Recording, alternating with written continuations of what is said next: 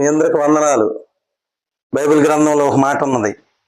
సామెతల గ్రంథము 1వ అధ్యాయము 7వ వచనం చదువుకుందాం. యెహోవాయందు భయభక్తులు కలిగి ఉండట తెలివికి మూలము. ఇక్కడ జ్ఞానము తెలివి గురించి దేవుడు మాట్లాడుతున్నాడు. యెహోవాయందు భయభక్తులు కలిగి ఉండట తెలివికి మూలము. మరి ఈ లోకంలో ఉన్నటువంటి వారు జ్ఞానవంతులందరూ, మరి శాస్త్రవేత్తలు కానీ, ఇంజనీర్లు కానీ, లేకపోతే అనేక విధాలుగా చదువుకున్నటువంటి వారందరూ కూడా తెలుసుకోవాల్సిన విషయం ఏంటంటే, దేవుని యందు భయభక్తులు కలిగి ఉండటమే తెలివికి మూలము.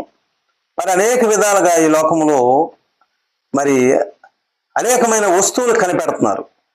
వాళ్ళందరూ జ్ఞానవంతులని, తెలివిగలవారని మనం అనుకుంటాం. అయితే బైబిల్ గ్రంథం, పరిశుద్ధ బైబిల్ గ్రంథం ఏం చెబుతుందంటే, దేవుని యందు, యేసుక్రీస్తు ప్రభు యందు భయభక్తులు కలిగి ఉండటమే తెలివికి మూలం అని చెబుతుంది. అందుకని యోబు గ్రంథము 28:28లో ఏమంటాడంటే, మరి యెహోవా యందలి భయభక్తులే జ్ఞానమనియు, దుష్టత్వమును విడుచుటే వివేకమనియు ఆయన నరులకు సెలవిచ్చెను. చూసావా ప్రియులారా, యెహోవా యందు భయభక్తులు కలిగి ఉండటమే జ్ఞానమనియు, దుష్టత్వమును విడుచుటే వివేకమనియు ఆయన నరులకు సెలవిచ్చెను.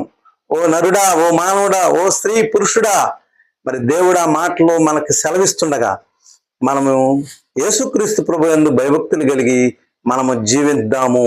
దేవునికి మహిమ కలుగునగాక. మీ అందరికి వందనాలు.